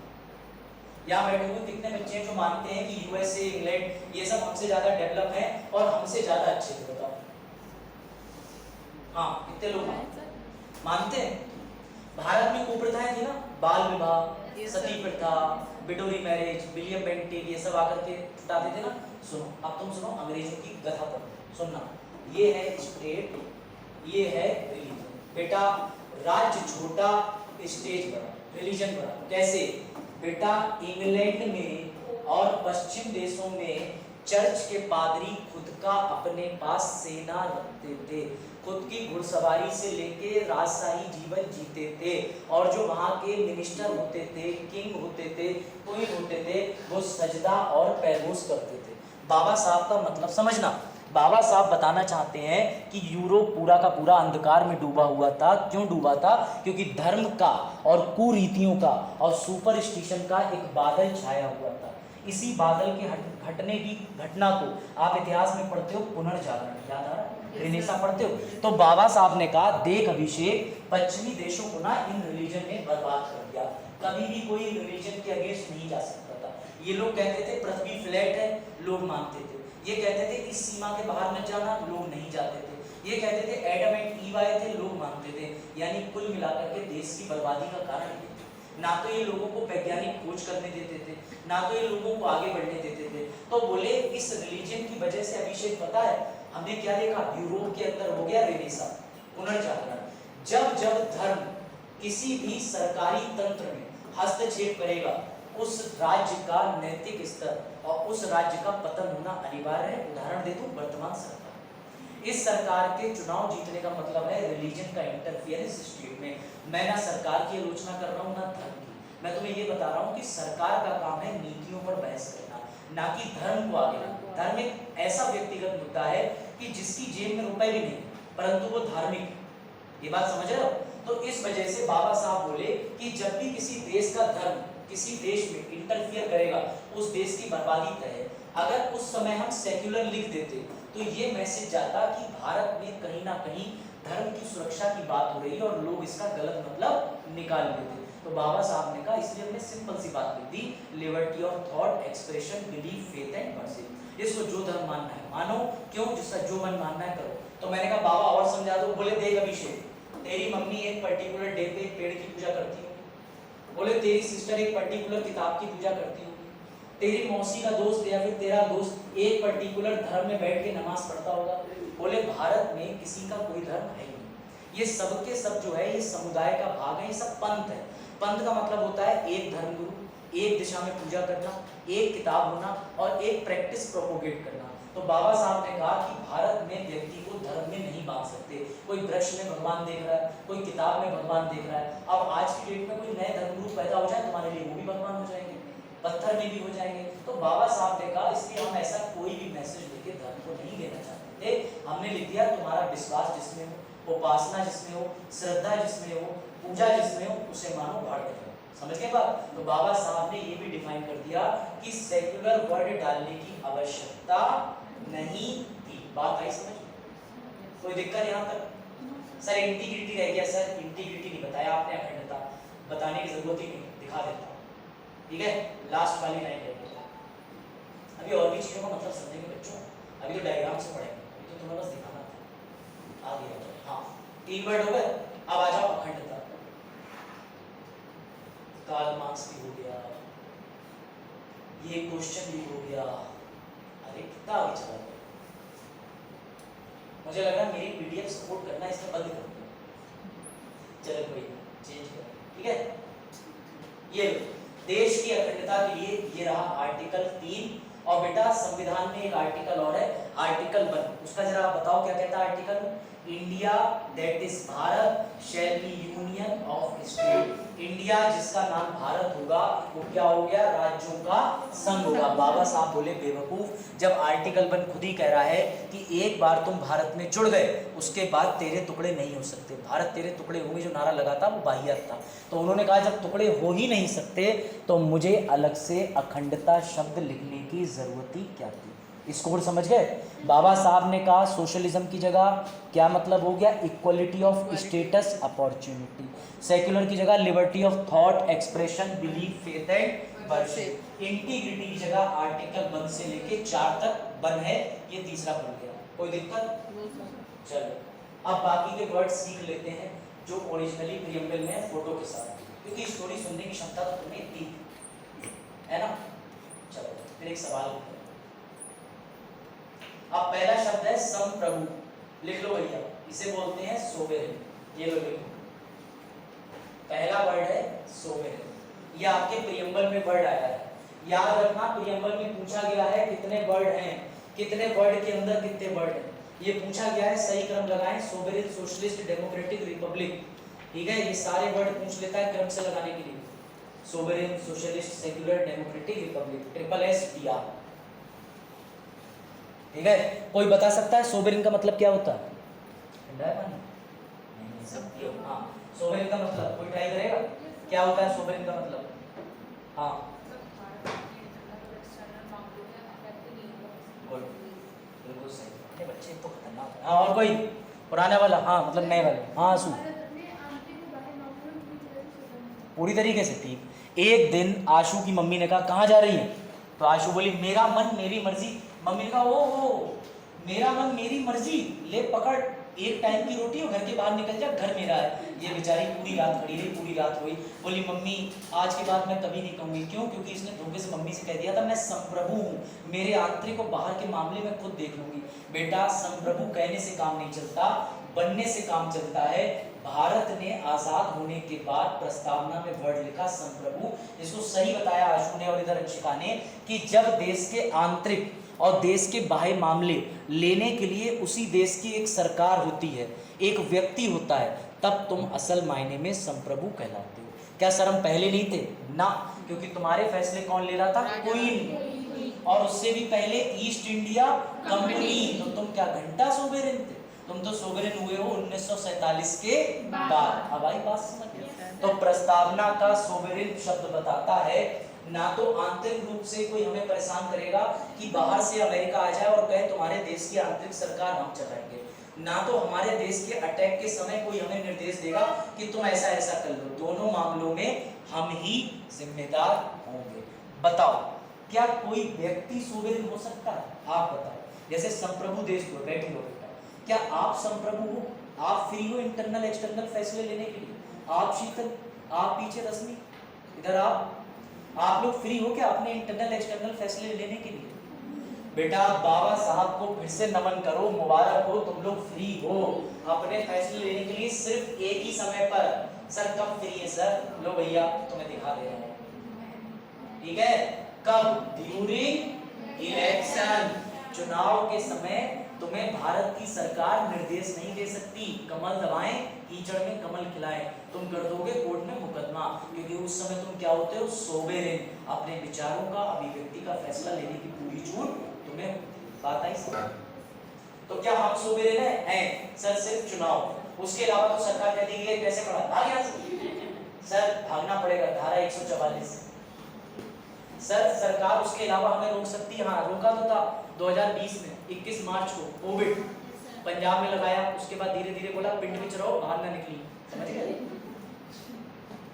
तो बेटा ये चीज समझने के ऊपर है। सोवेरेन समझ गए? सोवेरेन का मतलब समझ गए? अंग्रेजी वालों तुम भी पढ़ सकते हो। इसका मतलब हम इंडिपेंडेंट हैं, हम पे कोई अथॉरिटी नहीं है जो हमें कंट्रोल करे। बात अगला वर्ड लिखो, अगला वर्ड। अब सोशलिस्ट नहीं पढ़ाऊंगा, वो तो बता ही दिया। और ये देखो 26 जनवरी को तुम दूसरे देशों को यही तो संकेत देते हो हम संप्रभु हैं। कैसे?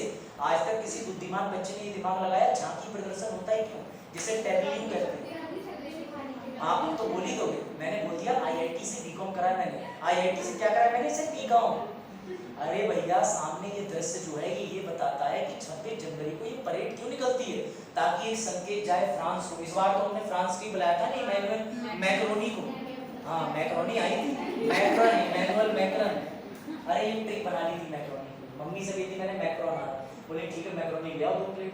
नहीं मम्मी रहने तो टीवी साफ करो, ठीक तो शुक्र मनाओ मम्मी लैपटॉप धोके टांग नहीं देती। वो भी हो चल देखा, वो देखा ना सबने, वो एपिक सीन है। घर में जब भी मेरी पैंट में पैसे रह जाते हैं और वो जब निचोड़े हुए मिलते हैं तो मैं कहता हूँ वो भी बहु पार्टी है, मम्मी बहुत अच्छी है, हाथों से ही मारो। मैं तो कहे झाड़ू बराबर। देखो तो बेटा समझना बात को, ये चीज समझना। उस दिन हम शक्ति प्रदर्शन करते हैं 26 जनवरी को, और 26 जनवरी को हम विश्व में संकेत देते हैं कि हम पे ब्रह्मोस है, लड़ मत लेना। आज भी हम क्या है? संप्रभु। इसलिए हम दूसरे देश को बुलाते हैं।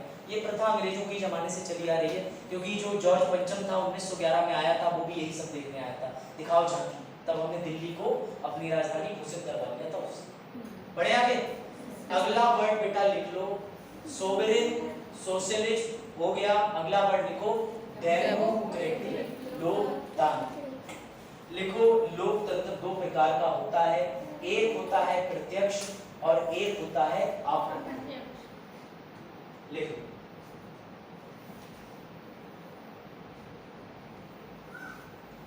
लिखते चलना, ठीक क्लास में समझो, जब तक तुम्हारी उंगलियां हैं तब तक चलाओ। कौन सा फेमस डायलॉग था बसंती का, है ना? बसंती डेंटेड डेस्क के सामने मत नाच, है ना? जब तक जहाँ वो वाला सीन हो गया, कोई बात नहीं। लेकिन बेटा बसंती ने मतलब आई हेमा जी ने अपनी परफॉर्मेंस दी थी अभी मथुरा उत्तर प्रदेश दिवस पे, देखा था? मथुरा में भरतनाट्यम स्टेज पे परफॉर्म किया था, नहीं देखा? क्या देखते हो तुम लोग? वायरल बहनी नहीं देखते हो, कोई सीरियल भी नहीं देखते हो, वेब सीरीज भी नहीं देखते हो, इतना थका हुआ क्लास है। सर हम सत्यता देखते हैं सर, आज से 5 साल बाद शादी देखते हैं सर, एक चांद नहीं निकला है ना? चलो देखो ये हो गया। तो बेटा लोकतंत्र व्यवस्था 2 तरीके की है। भारत में कौन सी है? डायरेक्ट नहीं, ये डायरेक्ट स्विट्जरलैंड में है। सिर्फ क्यों? स्विट्जरलैंड में कोई बिल आता है, जैसे किसान बिल आया तो भारत ने किसानों को तो बुलाया नहीं संसद में, सीधे बिल पास कर दिया। लेकिन अगर स्विट्जरलैंड में किसान बिल लाना होता तो सारे किसानों को बुलाया जाता, आ जाओ संसद में आते, और फिर किसानों से पूछते देखो किसान बिल में ये ला रहे, तो किसान हाँ कहते तो हाँ, ना कहते तो ना। ये स्विट्जरलैंड की पावर। तुम्हारे यहाँ ऐसा नहीं। तुम्हारे यहाँ क्या है, मैं प्रैक्टिकल एग्जांपल देके प्रूफ कर देता हूँ। बताओ शीतल तुम्हें कहाँ जाओगी छुट्टियां बिताने? कौन सा शहर पसंद है? इतना मत सोचो, नाम बोलो शहर का। ले नहीं जा रहे हैं, ट्रिप नहीं जा रही है, स्पॉन्सर नहीं हो रही। कहाँ? कौन सा शहर? कोई शहर तो होगा। कौन कह रहा? कराची, लखनऊ, लखनऊ और कोई Jim Corbett national park Uttarakhand, और कोई शोधिका कौन से शहर? शायद नॉर्थ मथुरा और कोई है कोटद्वार। वाह बेटा, जब तुम यहाँ इतने सारे बच्चे मिलके एक कॉमन प्लेस में डिसाइड कर रहे हो। 140 करोड़ की आबादी को अगर विधि बनाने को दे दिया तो निर्णय होगा नहीं। इसीलिए तुम्हारे वार्ड से, तुम्हारे शहर से, तुम्हारे प्रदेश से एक प्रतिनिधि लिया जाता है जिसे कहते हैं नेता। उसे तुम 5 साल के लिए कहते हो, कहाँ लेके चलना है ये तू देख, हमने तुझे चुन लिया। इसी को कहते हैं इनडायरेक्ट डेमोक्रेसी। समझ गए? भारत में हम अपने फैसले लेने के लिए 5 साल के लिए नेताजी को चुन लेते हैं, फिर वो नेताजी लोकतंत्र की अप्रत्यक्ष रूप से पालन करते हैं। इसीलिए ये लोकतंत्र की व्यवस्था भारत में खत्म नहीं करी जा सकती। समझ गए? बढ़े आगे। लो रिपब्लिक तो सबसे बढ़िया एग्जांपल है मोदी जी, और मोदी जी से भी ज्यादा बड़ा एग्जांपल है सुपर 30 पिक्चर, जिसमें ऋतिक रोशन का डायलॉग है कि अब राजा का बेटा राजा नहीं बनेगा। इससे बैठ के मानता है डायलॉग? सर यही दिन में करते हो? हाँ, दिन भर मैं यही रहता हूँ, यही सब तो करूंगा। सुबह 9 बजे चल देता हूँ, ठीक है। अब तो मुझे ये लगने लगा है एक कुदाल और ले लूँ मैं, मुझ में मजदूर में ज्यादा अंतर नहीं है, दिहाड़ी मेरी भी हो जाती है। चलो तो समझना, रिपब्लिक का मतलब ये है भारत में कोई भी भारत का नागरिक किसी भी तबके का, जाति का, धर्म का, रंग का, किसी भी सोच का कैसा भी व्यक्ति भारत में चयनित होकर बन सकता है हेड ऑफ इंडिया। समझ में आएगा? इसे कहते हैं गणतंत्र। लेकिन क्योंकि वो पागल हो सकता है इतने बड़े पद पे, तो सिर्फ उसका स्थान सीमित करेंगे 5 साल के लिए। कितने साल के लिए? 5 साल के लिए। क्यों? क्योंकि अंग्रेजों ने भारत को कभी भारत का राजा दिया ही नहीं। वो हमेशा या तो एलिजाबेथ आ गई, या विक्टोरिया आ गई, या चार्ल्स ड्यूटी आ गए, सबके सब भारत पे शासन करते थे। तो भारतीयों में एक चिढ़ थी। भारतीय कहते थे इन्हें दिखाने के लिए कम वक्तों को हम अपने पूरे भारत का हेड यानी प्रमुख एक भारतीय बनाएंगे। और उसका उदाहरण देख लो, मोदी जी जिनने चाय बेची, इस समय द्रौपदी मुर्मू जी जो संथल ट्राइब से आती हैं, उड़ीसा के रंगपुर जिले से, जिन्होंने महिला महाविद्यालय से बीए में स्नातक की शिक्षा पूरी करी, पहला चुनाव जीती और साथ ही साथ पहली राज्यपाल थी उड़ीसा। और सबसे युवा 64 साल की बनने वाली कौन है? राष्ट्रपति। सकल मत देखो, याद करा करो तुम भी, ठीक है सर? हम तो सर याद ही नहीं करेंगे सर पेपर आप ही दिया सर, हम बस लवासना चले जाएंगे सर। चलो देखो इधर, रिपब्लिक का मतलब राजशाही नहीं चलेगी। समझ गए? मान लो आपने यहाँ कोचिंग करके आईएएस बन गई, और कोचिंग करने के बाद आपके पति भी डीएम, आप भी बच्चे को यहाँ लाके एडमिशन करा दो, हमारा बच्चा भी यहाँ पढ़ के डीएम बनेगा ना, राजशाही नहीं चलेगी, किसी का भी बच्चा एडमिशन यहाँ ले सकता है। समझ गए? तो बेटा ऐसे ही राजा का बेटा राजा नहीं बनेगा, वो बनेगा रिपब्लिक, यानी किसी को भी डायरेक्ट या इनडायरेक्ट 5 साल के लिए चुन सकते हैं। कोई दिक्कत नहीं? इंदिरा जी के सारे संशोधन तो फिर इंदिरा गांधी जी ने करे ही क्यों थे? Because it was a political stunt, राजनैतिक छलावा, राजनैतिक दिखावा था, ताकि जनता इंप्रेस हो जाए। और इसका एक और कारण भी है, उस समय हमारा नया नया दोस्त बना था रशिया। रशिया कैसा देश है? कम्युनिस्ट। कम्युनिस्ट देश कैसे होते हैं? सोशलिस्ट। तो रशिया को खुश करने के लिए हमने अपनी प्रस्तावना में क्या लिख दिया? सोशलिस्ट। अब समझे कैसे करके मौसी के बेटे को खुश करने के लिए हमने शादी उसी घर, देश को बर्बाद करने नेताओं ने कोई कसर नहीं छोड़ी। अब आता है तुम्हारे सामने विवादित केस, समझाता हूँ, मजा आएगा। ये समझ गए? एक था कार्ल मार्क्स, एक थे गांधी जी। गांधी जी का सोशलिस्ट का सिद्धांत कहता है समान अवसर देना, समान प्रतिष्ठा देना। कार्ल मार्क्स कहता है एक हाथ ले एक हाथ दे। गलत है भैया, क्विड प्रो क्यू की खबर आ रही है। लो इस क्वेश्चन को करो, एक बात याद रखना, गांधी जी और कार्ल मार्क्स दोनों चाहते एक ही थे, दोनों का मतलब एक ही था। पढ़ लो, इसको मैं समझा दूं। है बोर्ड बोलिए, बोर्ड। अच्छा, ओह वाह, बीएससी हेड ऑन 2020 कोविड वाला पेपर जो मैंने दिया था बेटा, ये तो मैंने सही करा था पेपर। अच्छा, इसलिए तो मैं यहाँ भी गलत नहीं कर सकता बेटा। कुल मिलाकर के समझना, कार्ल मार्क्स कहता था कि एक गवर्नमेंट बनाओ जिससे सारे संसाधन लोगों में बांटे। गांधी जी कहते थे कि सरकार का काम क्या होगा? सबको समान अवसर देना। कुल मिलाके गवर्नमेंट का रोल दोनों लोग क्या करना चाहते थे? शून्य करना चाहते थे। पढ़ लो, the final goal of stateless society. ये होगा, यही होगा, जिसमें स्टेट का मतलब गवर्नमेंट। ये बात आई समझ में? नहीं आई तो कोई बात नहीं, आगे एमसीक्यू डिस्कस करेंगे, उसमें फिर से आएगा, फिर बता दूंगा। ये सब बातें समझ गए? अब आएगा मजा। अब तुम्हारे सामने शुरू हो रहा है नेहरू जी का किस्सा। चलो भैया सुनो बात ध्यान से। प्रियम्बल कितना इंपॉर्टेंट है ये तुम्हें समझाने के लिए मुझे नेहरू और नून की दोस्ती बतानी पड़ेगी। अब जो बच्चे सो भी रहे हैं, हाँ दरवाजा खोल दो, सफोकेशन हो रहा है, खोल दो, तोड़ मत देना। पहले बच्चे ऐसे खोलते थे फिर मार देते, ठीक है?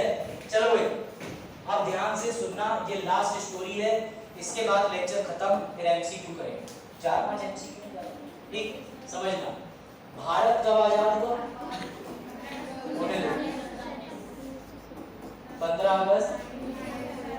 भारत को डिवाइड करके पाकिस्तान कब बना?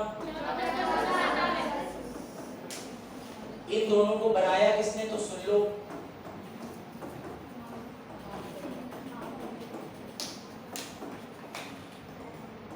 ये माउंटबेटन प्लान लेके आया था। बात खत्म, यहां तक समझ गए? अब समझना, बताओ ज्योग्राफी के स्टूडेंट, भारत, चिड़िया मत थोड़ा, भारत और पाकिस्तान, इन्हें देख करके मुझे खेत में टंगे हुए उसकी याद आ रही है। मतलब वाह, समझ सकता हूं मैं दृश्य तुम लोगों को। सुबह उठने का मम्मी कहती हूँ पोछा लगाते, अरे मम्मी गर्दन ऐसी टेढ़ी करी, अरे वाह। देखो माउंटबेटन प्लान आया था, समझना स्टोरी बड़ा मजेदार है, देखना। माउंटबेटन प्लान ने ये कहा कि भारत पाकिस्तान का बंटवारा। जरा बताओ भारत पाकिस्तान के बीच में कौन सी लाइन है? कौन सी लाइन है जो बाउंड्री? रेड क्लिफ लाइन है, रेड क्लिफ लाइन है। बेटा अंग्रेज जो थे वो गधे के बच्चे थे, उन्होंने रेड क्लिफ लाइन बनाने के लिए कभी भी प्रैक्टिकली ग्राउंड में जाकर के बंटवारा कराई नहीं। तो फिर सर बारिश हो रही, बेटा बारिश नहीं हुई तुम लोग? अरे सर ऐसी बूंदें होती है सर, सरफेस टेंशन के कारण सर, उसका सर बूंद गिरती है सर, है ना? बेटा तुम्हें नहीं पता बारिश हो रही, किसी का यार हंस रहा है, सॉन्ग है कि नहीं है? मेरा यार हंस रहा है बारिश हो रही है, सुना नहीं? बेटा इतना बढ़िया बॉलीवुड के गाने हैं कुछ पूछो मत। कभी कभी मैं एफएम सुनता हूँ तो उसमें ऐसे गाने आते हैं, तो मैं पापा को देख रहा होता हूँ, पापा तुम्हारे जमाने में गंदगी थी? बोले नहीं बेटा हमारे जमाने में तो और बुरे थे। बट रेट्रो वाज गुड, यानी कि चलो छोड़ो। अब जो रेड क्लिफ था बेटा सुनना, ये रेड क्लिफ कभी भी जमीन पर गया ही नहीं था। मैं ये कह दूं आशु से कि आशु तुम्हारे गांव में खेत पड़ा है 50 बीघा, तुम्हारे ताऊ वाले जो भैया हैं टहरे भैया, अपने दोनों के बीच में खेत बांट लो, अब ये यहीं से कागज पे लाइन खींच दे, कहते हो गया बंटवारा। ऐसा ही कुछ काम रेड क्लिफ ने करा, समझना ध्यान से। वो तो चला गया बांट के, भारत और पाकिस्तान बन गया। बस ये स्टोरी सुन लो 5 मिनट, फिर बारिश पे ही बात करेंगे, ठीक? भारत और पाकिस्तान बन गया। समझना हुआ ये कि एक दिन नेहरू और अपने नून साहब, ये नून कौन था तो इसका नाम फिरोज नून था, ये पाकिस्तान का प्रधानमंत्री था और नेहरू इंडिया के प्राइम मिनिस्टर थे। इन दोनों की दोस्ती की कसमें खाई जाती थी जयों की, मतलब सीमाएं अलग अलग, दोस्त एक ही। हुआ ये कि एक दिन नेहरू नून से मिलने गए 1952, कोई बात नहीं। उसके बाद नून ने बोला नेहरू एक काम करो। बोले क्या? बोले यार नेहरू जब अपना भारत और इंडिया विभाजित हुआ तो एक जगह है थाना नंबर 12 जलईगुड़ी और ये है बंगाल का इलाका। बोले ये जो सीमा है ना, ये जो सीमा वो मिलनी पाकिस्तान को चाहिए थी, वो इंडिया में रह गई है, जरा नेहरू ये हिस्सा हमें दे दो। अब नेहरू तो नेहरू थे, नेहरू बोले नून से बस इतनी सी बात। नेहरू ने उस समय लाहौर में नून के घर पर चाय पीते हुए वायदा कर दिया कि बिल्कुल मुबारक हो, आज से थाना नंबर 12 जलईगुड़ी केंद्र तुम्हारा हो गया। ये तो चले आए और इस बात का बंटवारा हो गया 1958 में, हम ट्रांसफर कर देंगे। सुनना, ये तो चले आए मुंह उठा के। समस्या ये हो गई, जैसे ही नेहरू जी ने एयरपोर्ट से भारत में कदम रखा तभी अचानक संसद के सारे सदस्य दौड़ के गए नेहरू के पास। बोले नेहरू जी आप क्या करा है? बोले क्या क्या करा है? अपने दोस्त को हिस्सा देके आया हूँ और देना भी चाहिए, थोड़ा सा मामला उसके में जो लाइन खींची, दिक्कत आ रही है, क्या दिक्कत है? बोले नहीं Nehru ji, article 1, article 2, article 3 ये कहते हैं कि तुम भारत में कोई भी हिस्सा जोड़ सकते हो, लेकिन अलग नहीं कर सकते। भारत के अंदर उत्तर प्रदेश के 2 टुकड़े कर सकते हो, उत्तर प्रदेश का नाम बदल के बिहार रख सकते हो, लेकिन तुम कभी भारत का कोई भी अभिन्न हिस्सा किसी को दे नहीं सकते। अब नेहरू के दिमाग की हिल गई।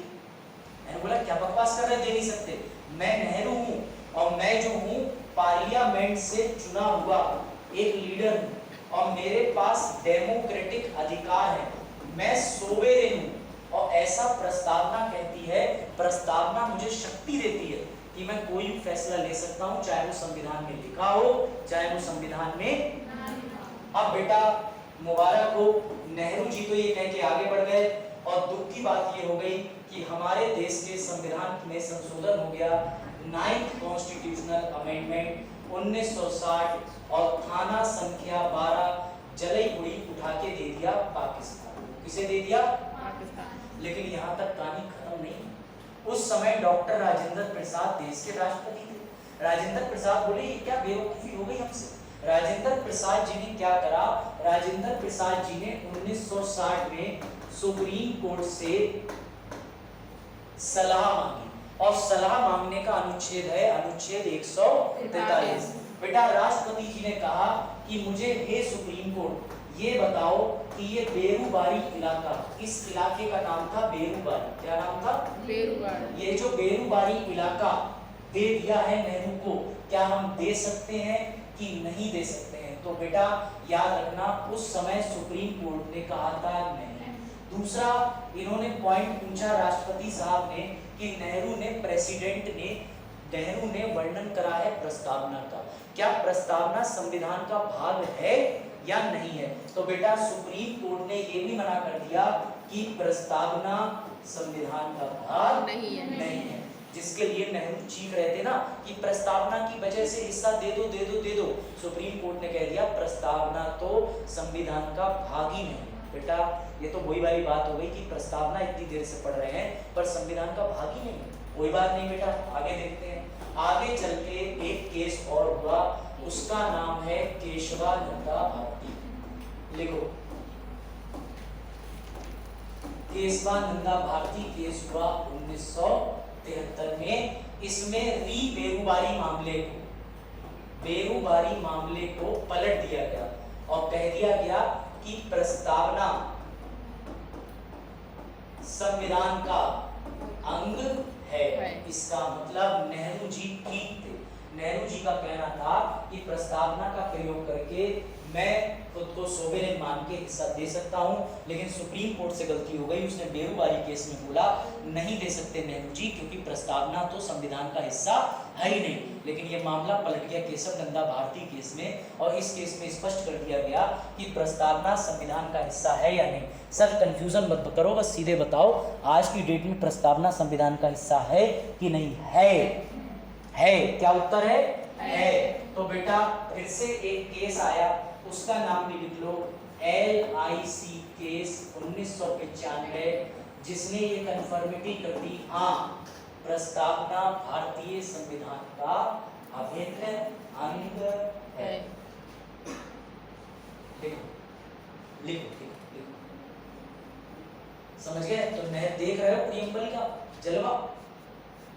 बेरूबारी को बचा रहा था प्रियम्बल, नेहरू जी ने प्रियम्बल का फायदा करके उठा के दे दिया थाना नंबर 12 बेरूबारी इलाका, और उसके लिए संशोधन कौन सा करा? नवा संविधान संशोधन 1960। अभी भी पता है आपको 2021 में भी हमने कुछ इलाके ट्रांसफर करे 112 116 एनक्लेव बोलते हैं। संविधान का संशोधन है, पढ़ लेना 105 विषय, ठीक है? हमने ट्रांसफर करे 102 भी है शायद, 101 GST है, 100वां संविधान संशोधन दूसरा है, 2 बार ट्रांसफर कर चुके। तो सर ये ट्रांसफर क्यों करते हैं? इसका मतलब ये नहीं हम हिस्सा दिए पड़े हैं, हम उनका कुछ हिस्सा लेते हैं अपना कुछ हिस्सा देते हैं, क्योंकि चकबंदी होती है। जैसे गांव में खेत बराबर करते हैं, ऐसे हम लोगों को रोड बनानी है तो हम कहते हैं यार ये हिस्सा हमें दे दो, ये वाला हिस्सा तुम दे दो। तो ऐसा चकबंदी सिस्टम भी होता है अंतरराष्ट्रीय बॉर्डर।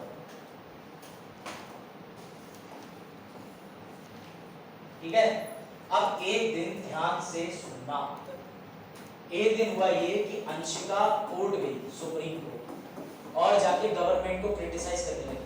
बोली गवर्नमेंट हमारे देश में सेक्युलरिज्म का पालन नहीं हो रहा, हमारे देश में संप्रभुता का पालन नहीं हो रहा, हमारे देश में लोकतंत्र का पालन नहीं हो रहा, तो सुप्रीम कोर्ट ने कहा बेटा तुम्हारे पास कोई प्रूफ है? बोली हाँ, ऐसा सब हमारी प्रस्तावना में लिखा है। तो सुप्रीम कोर्ट ने उनसे कहा बेटी घर चली जाओ। तो सुप्रीम कोर्ट बोला, अब वंशिका बोली क्यों घर चली जाए? सुप्रीम कोर्ट ने कहा बेटा क्योंकि प्रस्तावना को कभी भी कोर्ट में चैलेंज नहीं किया जा सकता। प्रस्तावना इज नॉन जुडिशिएबल या नॉन जस्टिफिएबल, इसे कहते हैं प्रस्तावना को न्यायोचित नहीं माना जाता। यानी आज आप प्रस्तावना लेके चले जाएं कि हमारी सरकार तो समाजवादी का पालन नहीं कर रही, तो भगा देंगे, कहेंगे ना इसका कोई मतलब नहीं। तो सर प्रियम्बल का कोई अस्तित्व है? हाँ, बताता हूँ प्रियम्बल को क्या कहते हैं। बेटा प्रियम्बल को बोला जाता है लाइट हाउस। क्या बोला जाता है? Light house. सर क्यों बोलते हैं लाइट हाउस, बताता हूँ। हाँ वेरी गुड बेटा, इसीलिए लाइट हाउस बोला था कि जब भी संविधान का कोई भी अनुच्छेद क्लियर ना हो, जब भी संविधान पढ़ने में कोई दिक्कत आए, जब भी संविधान की व्याख्या करने में कोई दिक्कत आए, तुम प्रस्तावना को देखना। प्रस्तावना उस लाइट हाउस की तरह है, जब समुद्र में नाविक जाते हैं और रास्ता नहीं दिखता तो वो लाइट हाउस की रोशनी को फॉलो करते हैं। ऐसे ही तुम प्रियम्बल में लिखे एक एक शब्द का पालन करना और उस चीज की व्याख्या कर देना। तो इसीलिए प्रियम्बल को क्या बोला जाता है? Light house. हमारी बात समझने कि हम मुंशी ने बोला था, कोई दिक्कत?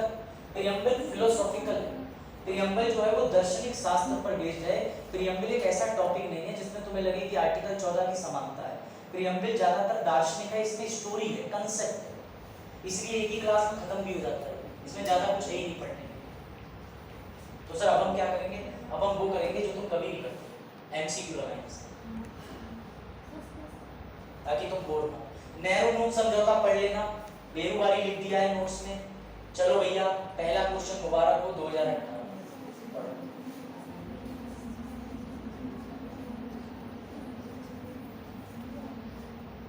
न्याय, स्वतंत्रता, समानता एवं भ्रातृत्व। संविधान को अब बता देता हूं आपको, ये जो क्वेश्चन है इसी के साथ मुझे एक्सप्लेन करना था, समझना। इसी क्वेश्चन के नीचे एक चीज याद रखना, प्रियम्बल के अंदर 4 वर्ड और लिखे हुए हैं। सर कौन से 4 वर्ड? जस्टिस, याद आ रहा है? दिखा दूं क्या? देख लो, ये क्या पूछ रहा है देख लो, तब आपको ज्यादा क्लियर हो जाएगा। ऐसे आप सोचोगे लिखे कहां? प्रियम्बल हासिल हो, ये रहा, ये लो, ये पढ़ो, जस्टिस, लिबर्टी, इक्वालिटी। अब क्वेश्चन देखना, पीसीएस का लेवल देखें, पीसीएस का तुम्हें लग रहा होगा पीसीएस पता नहीं गणित का पेपर ले रहा है। 1 2 3 1 2 3 4 5 1 2 और 1। तो बेटा यही तो पूछ रहा है, 5 3 2 1 1 2 5 3 जो क्रम में लगे सवाल में, वो यही पूछ रहा है कि कितने प्रकार का न्याय संविधान में दिया है जस्टिस। तो सर 3 प्रकार की। लिबर्टी कितने प्रकार की दी है? 5 प्रकार की। इक्वालिटी कितने प्रकार की दी है? 2 प्रकार की। तो ये नंबर बन जाएगा 3 5 2 1। अब चलो सवाल में, मैंने कहा ना कि किस लेवल के सवाल पीसीएस पूछता था पहले, वो सिर्फ ईश्वर और पीसीएस जानता था। लो पढ़ो, इसका उत्तर लगाओ। एक्सपेक्ट करा था ऐसा क्वेश्चन सर, पूरा प्रियम्बल पढ़ने के बाद शब्द गिनवाए जा रहे हैं, और छोटी मोटी परीक्षा का नहीं है, पीसीएस का है जो भी 27 अक्टूबर को 2 5 ठीक है 3 5 2 1। वाह क्या सवाल है सर, मजा आ गया। लो हाँ हमारे बेटा संप्रभुता है, पंथनिरपेक्ष है, डेमोक्रेटिक है, संघीय नहीं है। तो पीसीएस 2021 में कितना बेसिक क्वेश्चन आया। मैं तुम्हें ये विश्वास दिला रहा हूँ, अगर तुमने क्वेश्चन लगा लिए सारे प्रीवियस, तो तुम्हारा प्रीएमएल में कभी गलती नहीं होगा, क्योंकि अब तुम यूपीएससी का इनको कंटेंशन तक जान चुके हो। चलो मैंने तो तुम्हें मेंस के लिए पढ़ाई की, अब तुम प्रीलिम्स और सॉल्व करो। एमपी का क्वेश्चन है, लगाते हैं, पढ़ो। पंथनिरपेक्ष लिखा है, प्रभुता संपन्न सोविनियन, समाजवादी इंदिरा जी ने।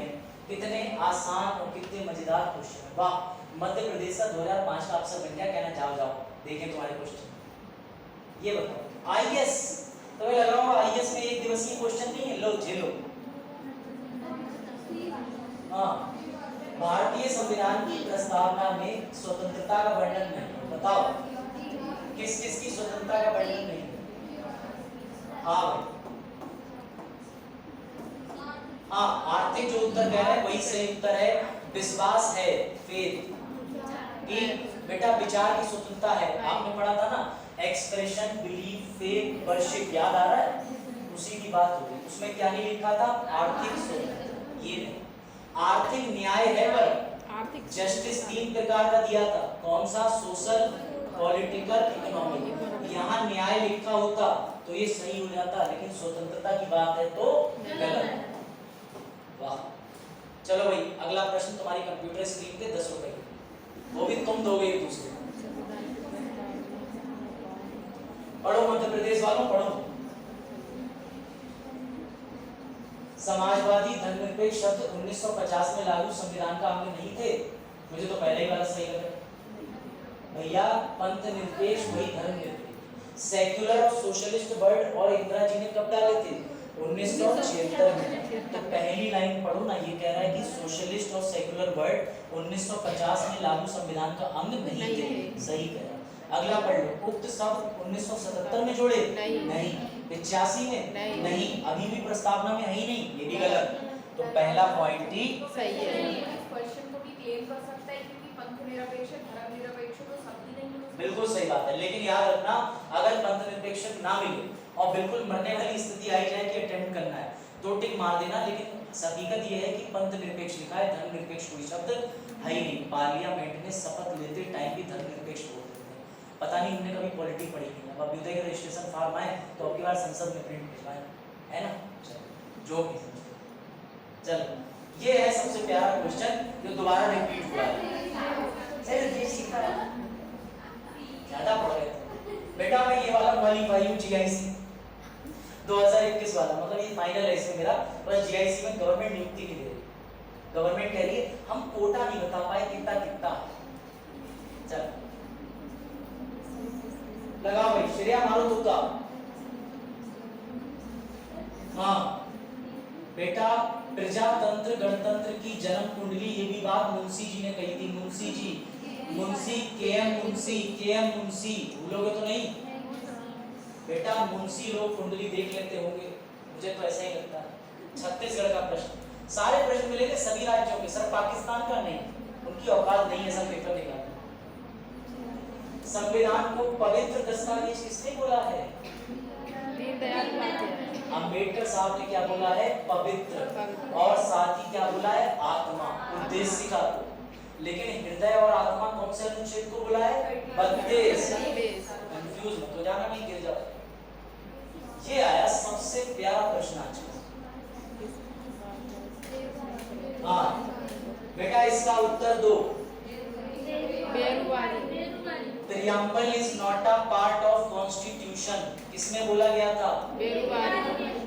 केस कब था? 1960। किसको चैलेंज करा था? नेहरू नून समझौते को, जो किसको लेके हुआ था? थाना संख्या 12। अब तो नहीं भूलो, मत भूलना, एक ही दिन का टॉपिक ही है वैसे, कल तो कर रहा टॉपिक। बताओ। हाँ भाई, उच्चतम न्यायालय ने धारणा प्रस्तुत की कि उद्देश्य का संविधान का भाग है। वाह, ये केस बताओ। हाँ, बनारसी दास भाई बनाम यूनियन, मैं बता ये रहा एस.आर. बोमाई, याद रखना एस.आर. बोमाई। असल में ये जो केस था ये सेक्युलरिज्म पे था, और सेक्युलरिज्म का वर्णन कहाँ मिलता है? प्रियम्बल के अंदर, याद रखना एस.आर. बोमाई। एक क्वेश्चन तो अच्छा है, ठीक। चलो भैया, अगला प्रश्न तुम्हारी कंप्यूटर स्क्रीन पे ये रहा, बताइए। हाँ भैया, ट्राई करो। आदर्शों एवं उद्देश्यों की रूपरेखा दी गई है, उनकी व्याख्या की गई है किसमें? बेटा, इसका उत्तर वही बच्चा देगा जो कंसेप्ट समझाओ। सर यहाँ प्रस्तावना तो लिखा ही नहीं, इसका मतलब मौलिक कर्तव्य भी यही बात कह रहे हैं, अधिकार भी, नीति निर्देशक तत्व भी, तीनों प्रस्तावना की बातों का वर्णन करते हैं। ये अच्छा क्वेश्चन, हालांकि इस क्वेश्चन का आंसर आपसे आगे पूछना चाहिए था, लेकिन अच्छा क्वेश्चन। चलो ये बताओ, ये अच्छा, संसद, ढंग से पढ़ो। प्रश्न लिखा है, इनमें से कौन बताता है कि संविधान के उद्देश्य क्या है? प्रस्तावना। सारे प्रश्न आज के टॉपिक पे हैं तो प्रस्तावना ही उत्तर तुक्का मार दे, ठीक? अभी सही है। लो आईएएस का प्रश्न, मैं तुम्हें ये दिखाना चाह रहा हूं कि प्रियम्बल के आईएएस के पेपर में तक वन लाइनर क्वेश्चन आता है, अच्छा क्वेश्चन बना ही नहीं। अब अगर बनेगा तो भी तुम नहीं फंसोगे, क्यों? तुम्हें सोशलिस्ट भी पता है, कार्ल मार्क्स का हर चीज तो पता है, पढ़ो भी। अच्छा, और कोई? सर सी। अच्छा, हाँ, क्या होगा इसका उत्तर? सी। डी कितने लोग कह रहे हैं? और कोई उत्तर? सी कितने लोग कह रहे हैं? बी कितने लोग कह रहे हैं? ए कितने लोग कह रहे हैं? एक ही बच्चा कह रहा है बेटा संविधान का भाग है किंतु अन्य भागों से स्वतंत्र होकर उसका कोई विधिक प्रभाव नहीं है। अब ऊपर वाला पॉइंट पढ़ो, संविधान का भाग है किंतु कोई विधिक प्रभाव नहीं रखता, ये है उत्तर। अन्य भागों से कैसे स्वतंत्र कर लोगे? लाइट हाउस का कंसेप्ट समझो, जब भी किसी आर्टिकल की व्याख्या की जरूरत पड़ेगी प्रियम्बल को उठा के देख सकते हैं, किसी भाग से स्वतंत्र नहीं। यही तो ट्रिकी क्वेश्चन था, आईएएस को मैं हल्के में लगाया, मासूम क्वेश्चन में घुमा दिया उसने, समझ गए? ये याद रखना, संविधान का भाग है किंतु कोई विधिक प्रभाव नहीं रखता। इसमें क्या लिखा है? अन्य भागों से स्वतंत्र होकर। क्यों क्यों होगा स्वतंत्र? प्रियम्बल की मदद आज भी लेते हैं। यही लास्ट क्वेश्चन था। चलो अब एक टाइमलाइन बना लो ताकि तुम्हें याद रहे आज के प्रियम्बल में तुमने पढ़ा क्या, और प्रश्न पहले तो नोट कर लो, मेंस का जो घर से लिख के लाओगे। अभी अपनी कॉपी ले लेना जो मैंने चेक कर। प्रश्न लिखो, उद्देश्य का प्रस्ताव एवं प्रस्तावना में अंतर स्पष्ट करें। उद्देश्य का प्रस्ताव एवं प्रस्तावना में अंतर स्पष्ट करें। Objective resolution and preamble. उद्देश्य का प्रस्ताव एवं प्रस्तावना में अंतर स्पष्ट करें। Difference between objective resolution and preamble. उद्देश्य का प्रस्ताव एवं प्रस्तावना में अंतर स्पष्ट करें। ये इसलिए लिखना ताकि तुम अलग से आर्टिकल पढ़ोगे, इंटरनेट पे आंसर ढूंढोगे तो तुम्हारे आज के सब्जेक्ट के साथ ज्ञान रिवाइज होगा, वरना तो हो गया तुम्हारा। अब देखना ध्यान से, मैंने क्या पढ़ाया उसकी स्कीम। सबसे पहले मैंने आपको बताया कि नेहरू जी ने पारित किया था ऑब्जेक्टिव रेजोल्यूशन, हिंदी में भी लिखते चलना उद्देश्य का प्रस्ताव। नेहरू जी ने कब पढ़ी थी? 13/1946। इसको संविधान में प्रस्ताव को पारित कब करा? 1947। किस देश से लिया है? यूएसए से। भाषा किस देश से ली है? ऑस्ट्रेलिया से। कोई दिक्कत? ऐसी कॉलम बनाते चलना। दूसरी चीज समझना, दूसरी चीज हमने पढ़ी 42वां संविधान संशोधन, जो किसने करा था? इंदिरा सरकार ने, जिसमें 3 वर्ड डाले गए थे, सोशलिस्ट, सेक्युलर, इंटीग्रिटी। यानी कि एक का मतलब है समाजवादी, एक का मतलब है पंथ निरपेक्ष, और एक का मतलब है अखंडता। ठीक, ये लिखा, ये स्कीम लिखी हमने, एक एक वर्ड का मतलब समझा। एक लिखते भी चलना, फोटोग्राफर महोदय, एक फोटो के साथ साथ लिखते भी चले। उसके बाद सर हमने तीसरी चीज क्या पढ़ी? तीसरी चीज हमने देखी, क्या ये संविधान में किया हुआ संशोधन जरूरी था? नो, क्योंकि सर सोशलिस्ट शब्द की व्याख्या कहाँ करी हुई है? उसकी करी हुई है हमने इक्वालिटी। ठीक है, किसके अवसर मिले हैं? प्रतिष्ठा व समान अवसर, इक्वल अपॉर्चुनिटी। लिखो, फिर आगे इसे मिटा के और लिखो, टाइमलाइन बनाते चलना। हमने 42वें संविधान संशोधन के जो शब्द डाले गए थे उन शब्दों को क्रॉस चेक करा कि क्या ये शब्द सही डाले थे, जिसमें हमें पता चला सोशलिस्ट शब्द का कोई महत्व नहीं है, क्योंकि वो तो ऑलरेडी लिखा है इक्वालिटी के अंदर स्टेटस एंड अपॉर्चुनिटी के रूप में। क्या बता दूं? ये लास्ट में ये वाला वर्ड है सोशलिस्ट, ये ऑलरेडी प्रीएम्बल के अंदर लिखा है। कहाँ पर? जब लिखा है जस्टिस, इक्वालिटी, फ्रेटर्निटी, ठीक है, तो वहां पर इक्वालिटी शब्द है, उसी में डिफाइन है ये होगा। ठीक, लिखा, लिख लो, इतना लिख लो, फिर आगे बढ़े।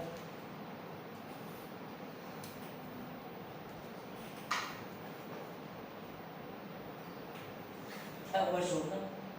4.5 घंटे नहीं बैठ पा रहा तुम लोग, हैं लाइब्रेरी कैसे बैठो? दिल्ली में I used to sit for 12 hours, सिर्फ कॉफी के दम पे। सर यहाँ कॉफी भी तो नहीं मिलती, तो 12.5 घंटे भी तो नहीं बैठना है ना यहाँ। हाँ, तो दिल्ली में बैठता था मैं रात में, वही मेरी आदत खराब हो गई, इसकी वजह से मैं रात में जागता रहता। तो घर वाले कहते थे तुम्हें चिड़िया की तरह लगती हो। अब देखो कोई भी उल्लू नहीं बोलेगा, मैंने तुम्हें जो बताया ताकि जाग जाओ। देखो इधर, ठीक है, लिखा प्रतिष्ठा। इसके अलावा हमने ये देखा कि हमने चैलेंज करा इंदिरा गांधी जी के दूसरे वर्ड को भी, सेक्युलर। तो सेक्युलर भी जस्टिफाइड है। सेक्युलर कहाँ पे जस्टिफाइड है? लिबर्टी में। वेरी गुड, लिबर्टी शब्द में, जिसमें हमें 5 चीजें मिलती हैं। लिबर्टी ऑफ, हाँ, फेथ, एक्सप्रेशन, बिलीफ, वही है ना, फेथ एंड वर्शिप। ठीक, उसके बाद हमने ये देखा लास्ट वर्ड था इंटीग्रिटी। इंटीग्रिटी शब्द को कहाँ डिफाइन करा है? आर्टिकल 1 में, और ज्यादा डीप देखना है तो आर्टिकल 1 से लेके 4, जो कि भाग 1 का द यूनियन बोला जाता है। ये भी पढ़ेंगे क्लास में।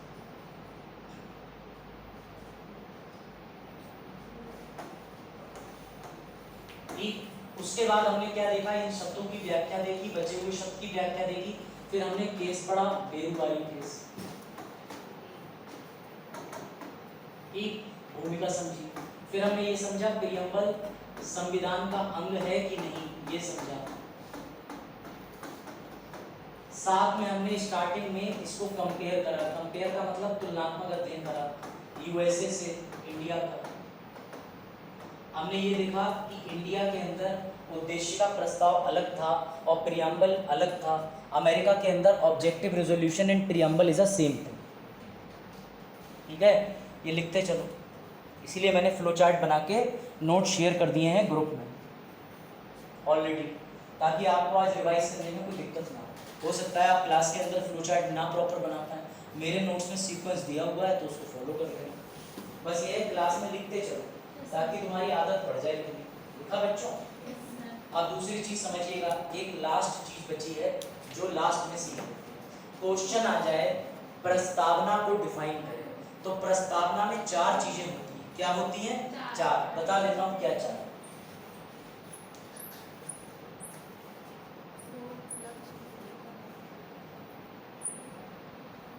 उसके लिए हम प्रस्तावना ओपन कर लेते हैं। आ जाओ प्रस्तावना, आने लगे। ठीक है, ये लीजिए बेटा, प्रस्तावना का वर्गीकरण किया गया है 4 चीजों में। कैसे? ये ध्यान रखना, सबसे पहले देखा जाता है कि प्रस्तावना के अंदर स्रोत क्या है। स्रोत, इसे बोलते हैं सोर्स। सोर्स क्या है? We the people. समझा दिया मैंने, हम भारत के लोग क्यों। ठीक, उसके बाद पूछा जाता है कि इसकी प्रकृति कैसी है। प्रकृति, इसे कहते हैं नेचर। क्या कहते हैं? नेचर। नेचर, नेचर को बोलते हैं इसकी प्रकृति कैसी। ठीक, फिर पूछा जाता है कि प्रस्तावना का स्कोप क्या है। तो स्कोप ये है, स्कोप कह लो, चाहे एम कह लो, चाहे उद्देश्य कह लो। और फिर अंतिम चीज आती है कि प्रस्तावना लागू कब से हुई। तो लास्ट चीज अंग्रेजी में लिखते हैं एनफोर्समेंट, इसे बोलते हैं लागू करना। ये 4 अंग प्रस्तावना के होते हैं। मेंस का उत्तर आएगा तो आपको प्रस्तावना में लिखना क्या है। क्वेश्चन आ गया what do you mean by preamble, आपको लिखना है sir preamble of India is divided into 4 parts. First कौन सा है प्यारे बच्चों? तो प्यारा है सबसे पहला स्रोत, सोर्स, सेकंड नेचर, तीसरा उद्देश्य, चौथा एनफोर्समेंट। मैंने जो आपको नोट्स दिए हैं उसमें ऐसे एक डायग्राम बना होगा, उसमें 4 बिंदु निकले होंगे, यही चारों चीजें उसमें पढ़ने हैं। ये समझ गए?